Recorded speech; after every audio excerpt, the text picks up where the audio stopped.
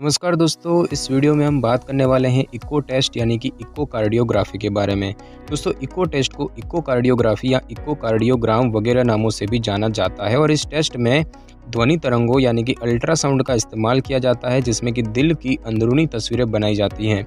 Echocardiography दिल की गति चाल यानी कि मूवमेंट की एक चित्रात्मक रूपरेखा यानी कि ग्राफिक आउटलाइन होती है और इको टेस्ट के दौरान हाथ में पकड़ी एक छड़ी को आपकी छाती के ऊपर रखा जाता है, जो कि हार्ट वाल्व व चैम्बर वगैरह की तस्वीरें प्रदान करती है और जांचकर्ताओं को दिल के पंपिंग कार्यों की जांच करने में मदद करती है। अगर हम बात करते हैं कि ये क्या होता है, तो 2D इकोकार्डियोग्राफी यानी कि 2 डायमेंशनल इकोकार्डियोग्राफी का प्रयोग दिल की संरचनाओं की वास्तविक गति को देखने के लिए किया जाता है।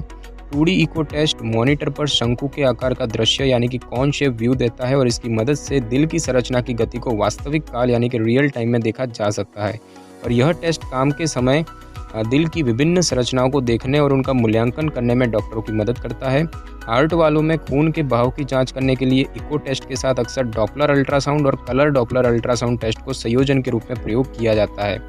अगर हम बात करें कि ये क्यों किया जाता है, तो इसका सबसे पहले तो दिल की संपूर्ण स्थिति का पता करने के लिए, दिल को और अधिक विस्तार से देखने के लिए और कई प्रकार के दिल के रोगों को निर्धारित करने के लिए, जैसे कि हृदय वाल्व रोग, मायोकार्डियल रोग यानी कि दौरे वगैरह, पेरिकार्डियल रोग, संक्रमित एंडोकार्डाइटिस, कार्डियक समूह यानी कि कार्डियक मासस, जन्मजात हृदय रोग यानी कि congenital heart disease, heart valve के बढ़ते हुए रोग पर नज़र रखने के लिए, दिल की असामान्य लय का पता लगाने के लिए, जैसे कि टैकीकार्डिया अर्थात ब्रैकीकार्डिया से हृदय की धड़कन तेजी से बढ़ना या हृदय की धड़कन तेजी से घटना, जन्मजात हृदय रोग की जांच करने के लिए और ऐसी किसी भी प्रकार की हृदय में क्षति को देखने के लिए जो कि हार्ट अटैक के बाद दिल में हो सकती है, दिल में सूजन या जलन वगैरह की जांच करने के लिए और इस स्थिति को पेरिकार्डाइटिस के नाम से भी जाना जाता है। यह जांच करने के लिए कि दिल के आसपास की थैली में किसी प्रकार का द्रव तो जमा नहीं हुआ, हार्ट मरमर की जांच करने के लिए यानी कि दिल से निकलने वाली असाधारण बड़बड़ाहट की आवाज़ को हार्ट मरमर कहते हैं, मेडिकल या सर्जिकल उपचार के प्रभाव का मूल्यांकन करने के लिए वगैरह। और टेस्ट से निकाली गई तस्वीरें कुछ चीज़ों की खोज करने में भी मदद कर सकती है, जैसे कि हृदय में खून का थक्का जमना, दिल के आसपास की थैली में द्रव जमना, महाधमनी से जुड़ी कोई समस्या वगैरह, जो कि मुख्य धमनी होती है जो दिल से जुड़ी होती है। दोस्तों, बात करते हैं कि इको टेस्ट से पहले क्या किया जाता है। तो दोस्तों, टेस्ट होने से पहले ही डॉक्टर आपको पूरी प्रक्रिया के बारे में अच्छे से समझा देंगे, लेकिन अगर प्रक्रिया को लेकर आपके मन में कोई सवाल है तो टेस्ट होने से पहले आप डॉक्टर से पूछ सकते हैं। आमतौर पर इस टेस्ट से पहले किसी खास प्रकार की तैयारी करने की ज़रूरत नहीं होती।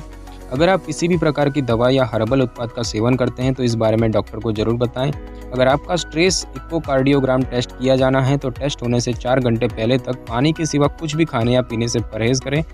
टेस्ट होने से 24 घंटे पहले तक कैफीन युक्त किसी भी खाद्य या पेय पदार्थ का सेवन ना करें, क्योंकि कैफीन आपके टेस्ट रिजल्ट को प्रभावित कर सकता है। अगर आप हृदय संबंधी दवाएं लेते हैं तो डॉक्टर आपको उन्हें टेस्ट वाले दिन छोड़ने के लिए कह सकते हैं। डॉक्टर से पूछे बिना किसी भी दवा को ना छोड़ें। अगर आपको पेसमेकर लगा हुआ है तो इस बारे में भी डॉक्टर को ज़रूर बताएं। अगर हम बात करें कि इको टेस्ट के दौरान क्या किया जाता है, तो इको टेस्ट के दौरान आपको किसी भी प्रकार के आभूषण या आपके द्वारा पहनी हुई ऐसी वस्तुएं जो प्रक्रिया में हस्तक्षेप कर सकती है उनको उतारने के लिए कहा जा सकता है। आपकी ज़रूरत के अनुसार जांच प्रक्रिया के दौरान डॉक्टर आपको चश्मे, डेंचर यानी कि नकली दांत या सुनने वाली मशीन यानी कि हियरिंग एड्स वगैरह को पहनकर रखने की सलाह दे सकते हैं। आपको कमर के ऊपर के कपड़े उतारने के लिए भी कहा जा सकता है और इस प्रक्रिया के लिए आपको आपकी बाईं तरफ पीठ के बल लेटने के लिए कहा जाता है। पीठ को सहारा प्रदान करने के लिए तकिया वगैरह भी लगाया जाता है। टेस्ट के दौरान हृदय की विद्युत गतिविधियों को रिकॉर्ड करने के लिए छाती पर इलेक्ट्रोड्स, जो कि छोटे छोटे चिपकने वाले पैच होते हैं, वो लगा दिए जाते हैं। छाती पर एक विशेष प्रकार का जेल लगाया जाता है। उसके बाद छाती पर ट्रांसड्यूसर को रखा जाता है और उसको छाती पर चारों तरफ घुमाया जाता है, जिससे कि अलग अलग जगहों से दिल की तस्वीर ली जा सके।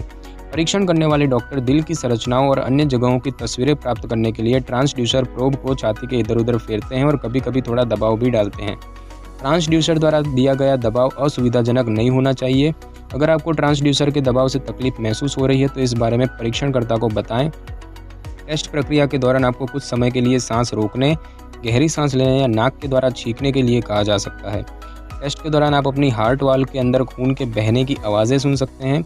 दिल की अलग अलग जगह की तस्वीर लेने के लिए इस प्रक्रिया के दौरान डॉक्टर आपको पोजीशन बदलने के लिए भी कह सकते हैं और इको टेस्ट की प्रक्रिया पूरी होने में लगभग 45 मिनट का समय लग सकता है। अगर हम बात करें कि इको टेस्ट के बाद क्या किया जाता है, तो टेस्ट के बाद डॉक्टर आपको अपने रोज़ाना के आहार व अन्य गतिविधियों को फिर से शुरू करने के लिए कह सकते हैं। हालांकि डॉक्टर उनको अलग ढंग से करने की सलाह भी दे सकते हैं। सामान्य रूप से इको टेस्ट के बाद किसी विशेष प्रकार की देखभाल की ज़रूरत नहीं होती। हालांकि टेस्ट के बाद डॉक्टर आपको अतिरिक्त या अन्य हिदायतें भी दे सकते हैं जो आपकी विशेष परिस्थितियों को ध्यान में रख के दी जाती है। इको के टेस्ट रिजल्ट पर निर्भर करते हुए आपको कुछ महीनों में इको टेस्ट फिर से करवाने को कहा जा सकता है या अन्य टेस्ट करवाने पड़ सकते हैं, जैसे कि नैदानिक टेस्ट, सीटी स्कैन और कोरोनरी एंजियोग्राफी वगैरह। दोस्तों बात करते हैं कि इसके क्या जोखिम होते हैं। तो इको टेस्ट की प्रक्रिया दर्द रहित होती है। छाती पर चिपकाए हुए इलेक्ट्रोड्स को उतारते समय थोड़ी तकलीफ हो सकती है और यह तकलीफ कुछ ऐसी होती है जैसे तकलीफ शरीर से किसी प्रकार की बैंडेज उतारते समय महसूस होती है। अगर हम बात करें इसके रिजल्ट्स का क्या मतलब होता है, तो टेस्ट होने के बाद डॉक्टर उसके रिजल्ट्स को देखते हैं और रिजल्ट में कुछ असामान्य दिख सकती है। अगर दिल की मांसपेशियों में कोई खराबी है, हृदय दोष है या फिर हृदय के आकार में अंतर है या फिर पंप करने की क्षमता में कमी है या फिर हार्ट वाल्व संबंधी समस्याएं हैं वगैरह। अगर डॉक्टर को आपके रिजल्ट से जुड़ी किसी प्रकार की चिंता है तो वो आपको एक दिल के डॉक्टर यानी कार्डियोलॉजिस्ट के पास रेफर कर सकते हैं। कार्डियोलॉजिस्ट दिल के विशेषज्ञ डॉक्टर होते हैं। नैदानिक प्रक्रिया पूरी करने के लिए आपके डॉक्टर आपको अन्य टेस्ट और शारीरिक परीक्षण वगैरह करवाने की सलाह दे सकते हैं। अगर आपके हृदय संबंधी किसी समस्या के लिए परीक्षण किया जा रहा है तो डॉक्टर आपके साथ मिलकर एक बेहतर उपचार योजना बनाने की कोशिश करेंगे जो आपके लिए सबसे बेहतर हो। और अब बात करते हैं कि इको टेस्ट कब करवाना चाहिए। तो अगर आप में हृदय संबंधी बीमारियों से जुड़े कोई लक्षण हैं तो डॉक्टर आपको इको टेस्ट करवाने का सुझाव दे सकते हैं और इस टेस्ट का इस्तेमाल किसी समस्या की पहचान या उसे निर्धारित करने के लिए भी किया जाता है और यह टेस्ट उपचार में भी मार्गदर्शन करता है। अगर आपके डॉक्टर को किसी अन्य टेस्ट के दौरान आपके दिल में किसी प्रकार की असामान्यता का पता लगता है, जैसे कि स्टेथोस्कोप के दौरान अगर डॉक्टर को दिल की धड़कन की आवाज़ में कुछ असामान्यता महसूस होती है तो डॉक्टर आपको इको टेस्ट करवाने का सुझाव दे सकते हैं। यदि डॉक्टर को लगता है कि आपकी दिल की धड़कनें अनियमित है तो ऐसी स्थिति में डॉक्टर अक्सर इको टेस्ट करवाने का सुझाव देते हैं। अगर आपके डॉक्टर आपकी हार्ट वाल्व या खून पंपिंग की क्षमता का निरीक्षण करना चाहते हैं तो भी वे इको टेस्ट करने का सुझाव दे सकते हैं। और अगर आपको छाती में दर्द या सांस फूलना वगैरह जैसी दिल की समस्याओं से जुड़े लक्षण महसूस हो रहे हैं तो इस स्थिति में भी इको टेस्ट किया जाता है।